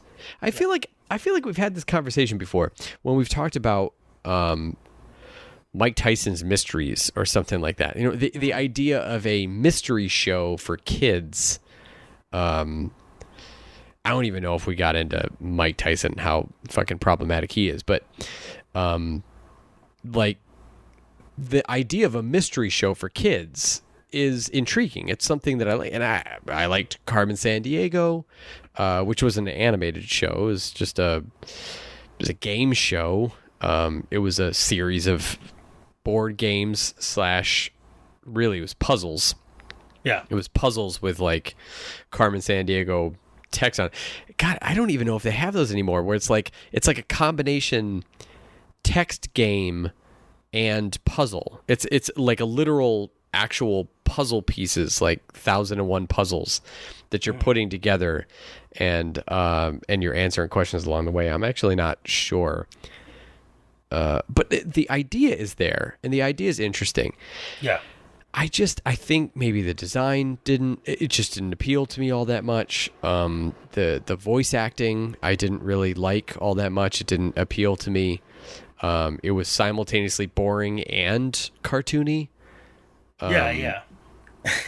So obviously Shaggy and Scoob were the characters you wanted to focus on more. And see, that's the thing, is that I didn't care. I definitely didn't care about Shaggy. And Scoob... well, you just don't like stoners. That's true. Like, screw you, man. I can't do it right now. I mean, that wasn't bad. But Scooby, I didn't really, that I didn't care about... Mm-hmm. I didn't really... I watched a few episodes, and I was mostly bored. And mostly I can't remember. I think there was only one of them, but there was one of them where I was like, there's no way I would have been able to figure this out. Like they like, you didn't help me out at all. So what's the point? I don't like mysteries where you have given me no opportunity to figure this out. Yeah. The guy in the background in the first act. Yeah, it like came out of nowhere. They didn't interact with us at all. And I'm not trying to talk down on Scooby-Doo. I'm just trying to say that, like, all of my interactions, and I've had interactions with Scooby-Doo throughout the years, obviously. But every time that I have watched something, either casually on TV, researching for an animated short, or talking with people about it, the movie, reboots, whatever, I've never liked anything about Scooby-Doo. It is not appealed. It is probably the least appealing thing to me from a classic property, from something that like it should be appealing to you. Voltron I can get on board with. Voltron I actually liked, but Transformers I can get on board with. Rocky and Bullwinkle I can get on board with. Rocky and Bullwinkle has this kind of dry humor that I liked. It's very similar to Peabody, but in that kind of like dry delivery. Scooby-Doo kind of rode this line between it's almost like Casper. Like, I never cared about Casper either. Okay. In my brain, they fill the same spot. Casper the friendly ghost over here. Like, well, Casper can be friendly, but he can be friendly over there. Yeah, I got to keep ourselves a distance. Yeah, right. I don't know what killed you. Did you see the movie, the Casper the movie? No, I heard it was really depressing. I heard that it was like, we explicitly learned that it was like a kid that died or something. I don't know. Yeah, you see his death. No, not really. But and it was a Ghostbusters cameo in there, and then it introduced me to that SNL character who's a French priest. I don't know, whatever. Anyway, So Scoob. It was very kind of like, I don't know. All right, so like with Scooby Doo, I feel like, yeah, it is boring. And I remember Cartoon Network used to have a 70s night where they showed all the 70s cartoons, and it was always kind of boring to me. But I feel like there's a vessel there that you can use for these characters, and I feel like they slowly kind of developed who these characters are. You know, Freddy and Velma, and like they've always been kind of these like blank characters, but they had the little slight personalities, just enough that you can work off of. And I feel like there's been attempts throughout the years to get to that point, but is always followed by some kind of failure by it. Oh, we'll put him with wrestlers, or we'll put him something else. And I feel like this was a missed opportunity to kind of showcase that. And I think the closest to that, I guess, even as weird as it sounds, the Scooby-Doo movies, the live action movies, felt more like a love letter to it than this one, because this one just felt like, well, everyone hates Will Forte's Shaggy. It sounded like a Family Guy character, like trying to be Shaggy or something. It was worse than mine that I just did right now. You know, that okay. The one Shaggy. The one that you did originally wasn't bad. That one. All right, hold on. That one sounded like nothing. Like Scoob. What the hell was that? That's not bad. Okay. Your voice is a little too high. Yeah, I'm trying not to be too loud. But here's my Scoob. Okay. Yeah. That's a great Scoob. Thank you. So I feel like there's potential there, and then this rake you too.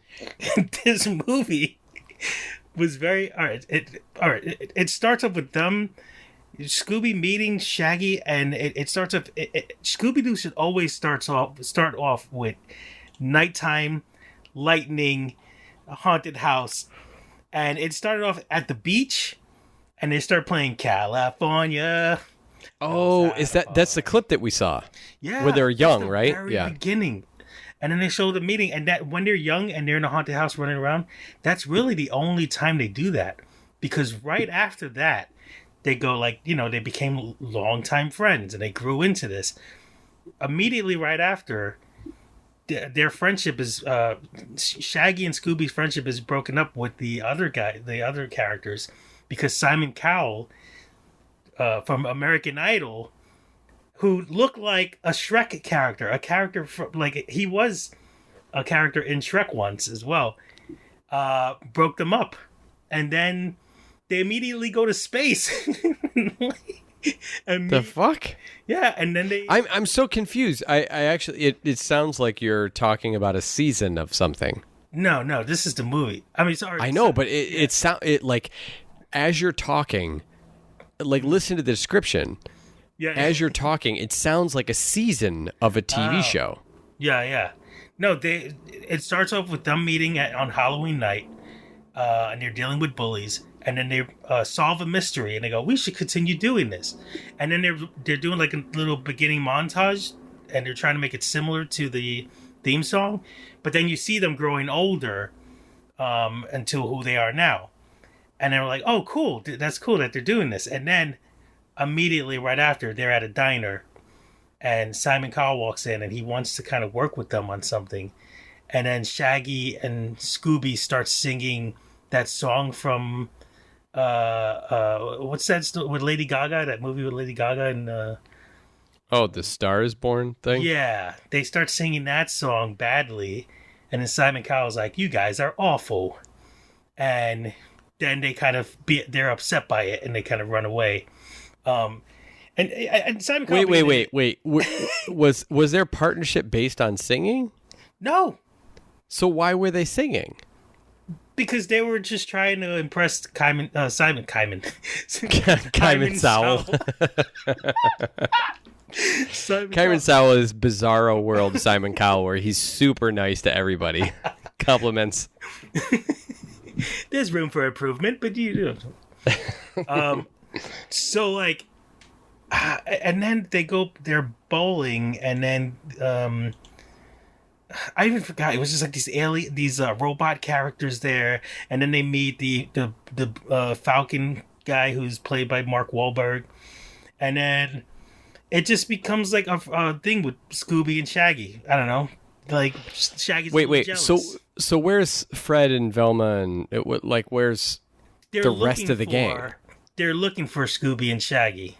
Can I just tell you that that's how little I care about it? I said Fred and Velma and the rest of the gang, and I know there's only one. Is it Violet? No, who's the... Daphne. Oh, Daphne. There. I learned their name from a pup named Scooby-Doo, because they go, Daphne, Freddy, Velma too. Oh, I remember that. Yeah. Okay. I do see. I do know some things.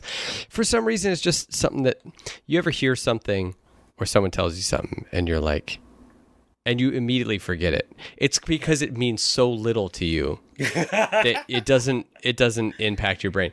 I feel like I'm coming down really hard on Scooby-Doo, but it's just one of those properties that just totally passed me by. There are some things that are specifically designed to avoid you, and Scooby-Doo is one of them. Yeah. But yeah, it really just goes nowhere. It's Shaggy starts getting a little jealous of Scooby, and he feels like they're losing their friendship. But everything's very forced. Every kind of emotion or anything, and like it's no longer a mystery. They like, I saw it so long ago, so I'm starting to forget pieces of it. But they run into Captain Caveman, who is played by Tracy Morgan. What? Yeah, Tracy Morgan doing Captain Caveman, which I thought was a great idea.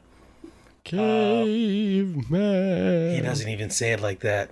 No, he doesn't? I'm Captain Caveman! I don't know. It's just... Oh, no. And like...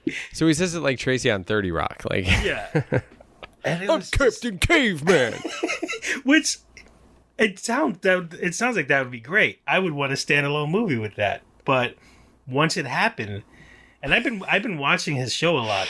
God damn it. Can I just say now I'm thinking about Tracy from 30 Rock playing Captain Caveman in the show that's on 30, like the I'm just imagining him with Jenna, and see, that is funnier to me than the concept of Scooby-Doo. Like anything that I've ever seen in Scooby-Doo, the concept that of Tracy on 30 Rock playing Captain That's very Caveman. early Adult Swim. If you like, they take old characters and put them in that.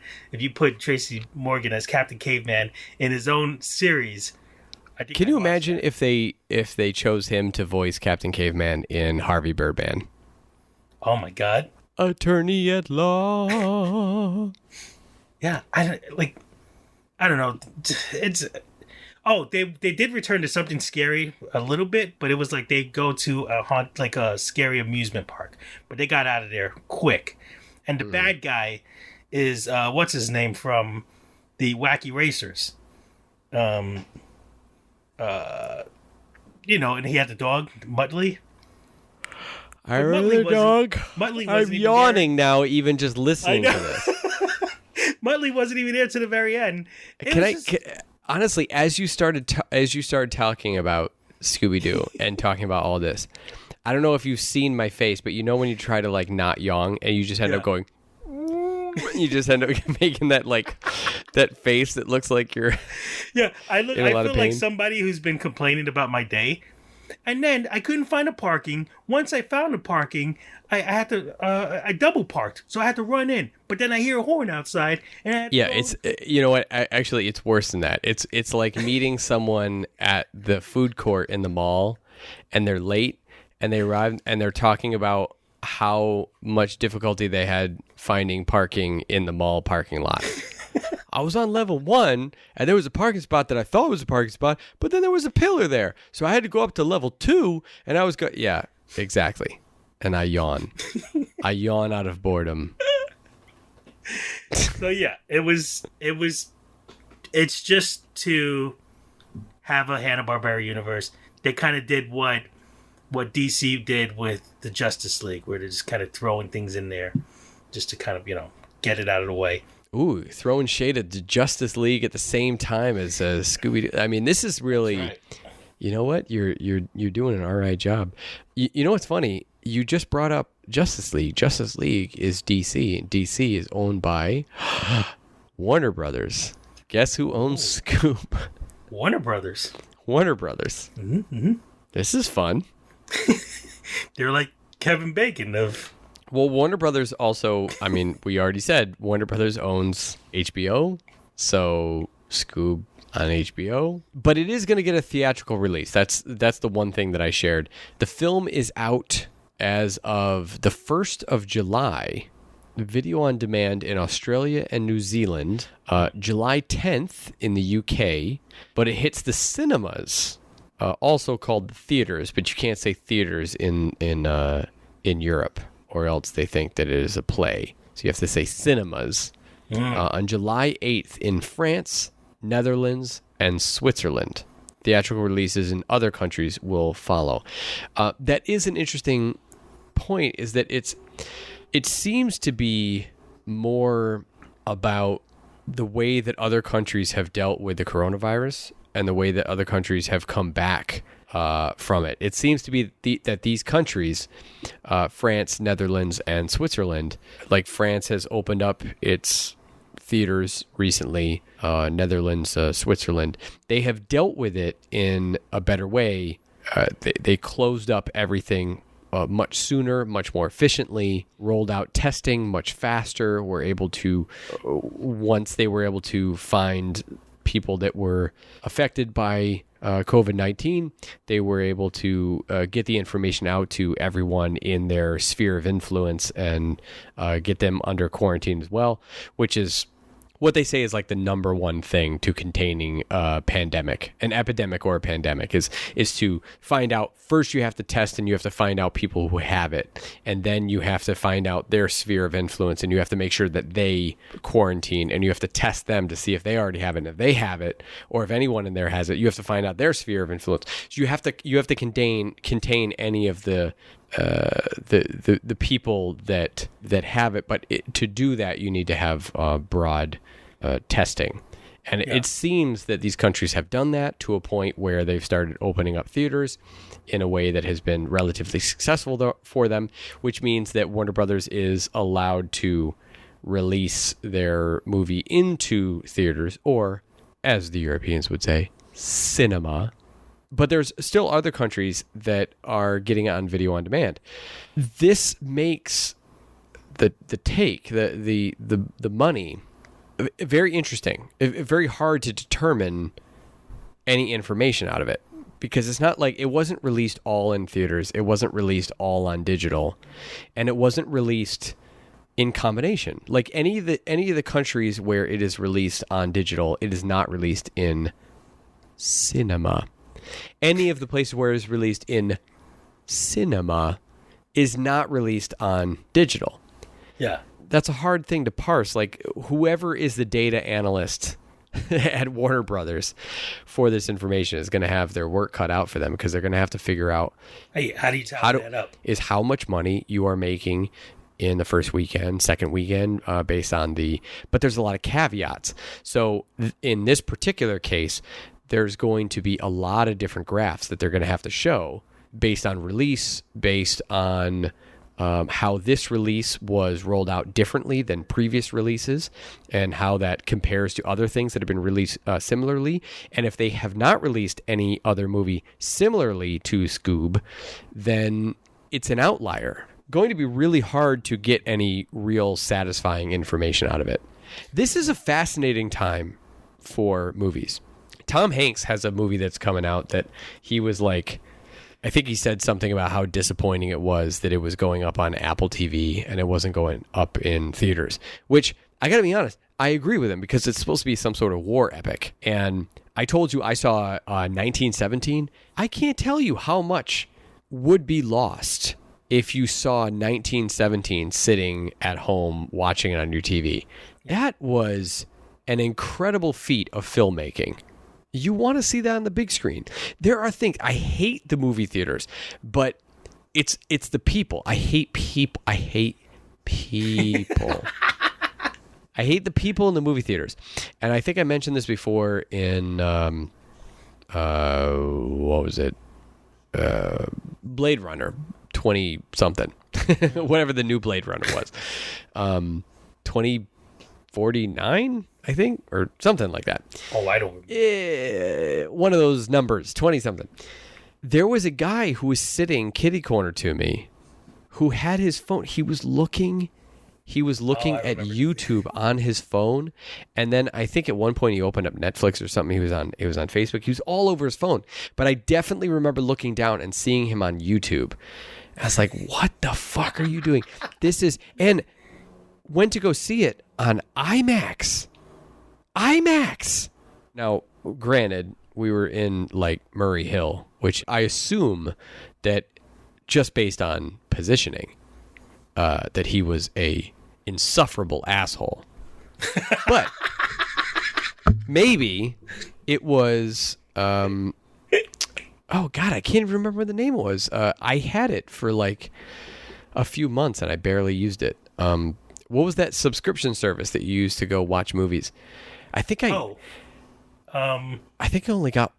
watched one movie like that. It was Annihilation. I think I watched Annihilation on it. How bad is it that we already forgot what it was? Right? Flicks something?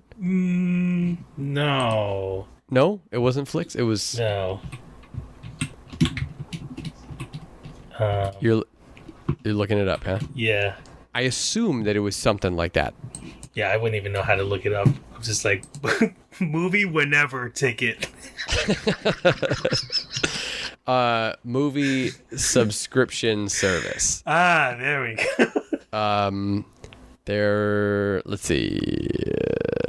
Movie Pass. Movie Pass. Okay. Look at this. September 19th, 2019. Movie Pass is dead. Here are the best alternatives. Should you try AMC Stubbs A-List? That sounds like a parody thing. Cinemark Movie Club or Regal Unlimited. I just feel like, in New York, it's got to be AMC. By the way, my headphones just died, so let me see if I can I have another set of headphones over here. Let me see if I can get these. That's the problem with wireless headphones. Oh my really God, is. now you got everything matching. You got the red headphones, the red collar, the red cup. If this was a movie, you're dead. Wait, what? Why? Well, because They always say red. Whenever you see a lot of red in a scene, that usually represents death. Like Cinema Pass. Or Movie Cinema Pass. Theater Pass. What are you, European? So apparently, yeah. So did you watch on HBO Max? Because apparently it's already on HBO Max. No, I rented it on YouTube for $19. Are you serious? Don't you have HBO? Yeah, but this was like before it was on HBO or anything. It was just available on YouTube. Well, it's on HBO Max now. Yeah, I ain't got HBO Max. All right. Well, whatever. We've been talking for 2 hours. I think we're done. Yep. I'm done. You done? Maybe that's what all the red represents. The show has died. Our energy has died. No, our energy hasn't died. Our energy is the same. Listen, my energy only goes up when I drink. Excuse me. See, I'm not drinking, and I don't have my AC on. I don't have my AC on. You have an overhead fan. You have AC, and you have two fans. One is clipped to a shelf, and the other one is sitting on top of a table. That is the room of a man who needs to be cooled off. Yeah, I just need to be like in some kind of meat freezer. I got 3 tower computers sitting next to each other. 2 of them are on right now. My work computer is on. I got my screen over here. My personal computer that I'm talking to you on is on. I got my 2 monitors here. And I have like my lamp on. I have nothing. Like, I live in a studio apartment. This place gets fucking hot, man. So yeah, I know. in 2 hours of talking to you, I do not appreciate this. So we have a whole bunch of stuff to talk about when we come back. So we'll just leave it. I'll just leave it for the next time. There were a couple things that I think we were going to talk about. We could talk about one more. Nah, it's been 2 hours. 2 hours is good. All right. We'll throw those other things in another episode. I think this was fine. I mean, I'm already starting to slur, so I think that's time to leave it, right? Let's just keep it going. Come on, we can cut it up. Listen, I'm looking at it right now. I'm down to my last cup, and I'm looking now at the alcohol by volume, and it's 12%. I mean, this is wine. Oh boy. Do you know what I mean? This is 12% beer. Yeah, I got to go outside and get some alcohol. I mean, I do have stuff here. You can order. But they're big bottles. You can order. Oh yeah, I know they do beer to the door service. Yeah, that's what it's called. Beer to the door. Beer to the door. Beer to the door. To the window, to the floor. There's an article that I did want to talk about, which actually had an interview mostly with Chris Piernowski from Titmouse.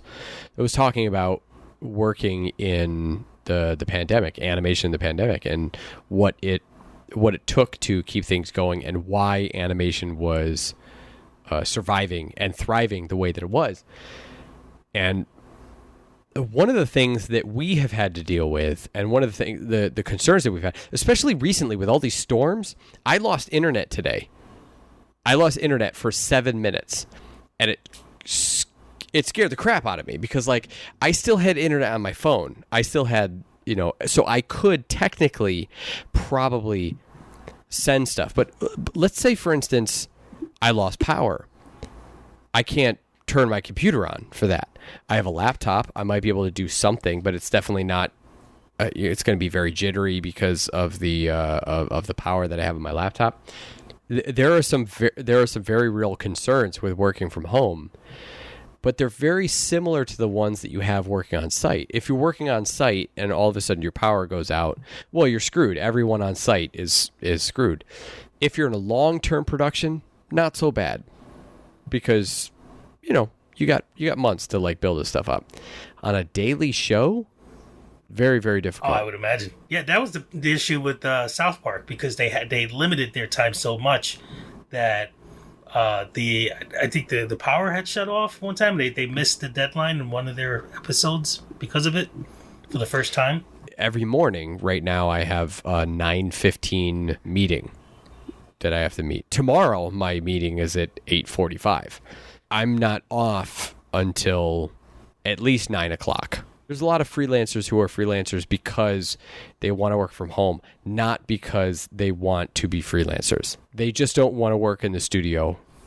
Either they feel like maybe they could work multiple jobs because they're super fast and they can make more money, or they have anxiety issues and they don't want to work on site and they would rather work at their own pace at home. And as long as they turn things in by the end of the day, doesn't matter how they did it. There's got to be room for that. Yeah, I feel like kind of mixed with that right now. I'm in a kind of like I miss going in and having people there that you can kind of lean over and go, "Hey, how do I do this?" And they kind of like point at your screen and stuff like that, and just kind of like hanging out with people. But that's not something you can change. Yeah, that is super valuable, is to have people there next to you that can help with tutorials and stuff. So yeah, there's this thing, but there are nice things about working from home. But the worst part is having people who don't get that around you, and like it's distracting you, Yeah. Hey, why don't you watch a movie? Like, no, you can't. I mean, you could, as long as you get your work done. That's true, but then I'll start lip syncing the movie instead. I gotta be honest with it's like an hour commute there and back, and that's a long. Oh yeah, I definitely don't miss the train ride. I do miss, however, running into you randomly in the Yeah. train. That was really fun because we were on different schedules, and it would just be like sometimes we would see each other. I think we saw each other in the morning one day, which is very rare. I was running late, and you were dropped off in that area by your dad, I think. I think where my old job was. Yeah. And Oh no, closer to my house. I don't know, but it was a different place. Yeah, I know. well, you were in my station. Yeah. And I looked I think you came up to me. Because usually I'll come up to you because you're not really paying attention. I think you came up to me and you're like, "Hey, what's up?" Like, yeah. It's really fun. I mean, there are things like that you do miss, but that's just part of it. I think there's going to be a lot more conversation that we're going to have in the coming weeks about the pandemic and working from home and what that means for animation production. It's in a weird way, it's like, it's kind of starting something fresh for animation, and how we still kind of keep the same path. Movie productions, hopefully. Gaffers right now, they're going crazy. Tom Cruise is going crazy. He's just jumping around his own house because he can't act. Oh my God, that was an old I know. old as soon joke. as I was saying it, I just wanted to stop immediately. Jumping around his own house. Oprah's over here like, you get a car, you know. Arsenio Hall's in the corner like, you know. My God. Howie Mandel's putting a glove over his head and breathing. Talking like Bobby from Bobby's World. Jesus. Jay Leno's like, you heard about this, Kev? Yeah, you heard about this pandemic going on? I don't know why I ever sound like that. Tanya Harding is breaking knees. Keep going. I don't even want to get into OJ. Oh my God. The Scooby Gang. OJ Simpson. Are we done? Yep. I think we're done, right? I've been done a long time ago. This is a fine show back. We have a ton of things to talk about, and we'll try to make sure that these come out on a regular basis. It's just been very difficult with the amount of time that I've been spending doing things at work, and with Rob and I not being in proximity. It really sucks because I actually haven't seen you. I haven't seen you at all. I can't even remember the last time that I saw you in person. I think February probably we hung out. February, yeah. That's when the whole pandemic started. We were talking about the whole quarantine. Yeah, it's been like 5 months.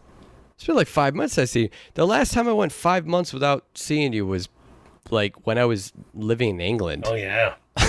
You know? Yeah. This is crazy. I mean, since we know each other, we haven't known each other. I mean, I lived in New York and then I moved to England and I moved back. But since I've known you, this is a long time since I've seen you and hung out with you. Now it's a better way to get out of things now. Sorry, pandemic. Can't hang out. Right? Yeah, I feel like Wish this. I mean, really, for a lot of us animators, this is something that's. It's really given us an opportunity to just be like, oh, thank God I don't have to go hang out with people. I don't have to pretend that I like being around people. Because while you may like people, or you may like having interaction, you like having positive interactions with people. The anxiety over the possibility of not having positive interactions with people is what keeps you from going out and having any interactions with people. But also, you can't say I have other things happening, because then it's also like, what? You should be doing other things. Yeah, exactly. So you always have those one people who's like, all right, so we'll chat or something. Plus, like I said, it has allowed me to play Breath of the Wild at home. I never thought I would be that guy who would like a modern Legend of Zelda game, but I am. It's great. It's great fun. Sometimes I just pick a mountain, I climb it just for fun. But I have gotten all the divine beasts now. I have gotten the Master Sword. I have full stamina. Trying to think of the different Sounds things all that like sexual innuendos. I know. It really does. Good hanging out with you on the podcast for like we've actually chatted a couple times just because I miss you. It's like it's annoying not being able to hang out. So we've chatted a couple times. But doing the podcast, doing like a regular animation news story podcast or whatever, it's kind of nice. Yeah. And also, thanks, people listening for submitting your battles, and we had mentioned that you guys are kind of keeping when we couldn't keep the podcast going. That was kind of like an outlet to keep it. I had a great idea for mask problems, and the only reason that I haven't uploaded the compilation yet is because I still believe that I can do it. Ah, okay. I'm really trying to find a place to get it done. And tomorrow is my most busy day, but Friday I might have some time. It's we've been 2.5 hours now. I'm probably not going to edit this. I'll probably just upload it as is. So, thanks for hanging out, and we'll see you next time. See ya. See ya.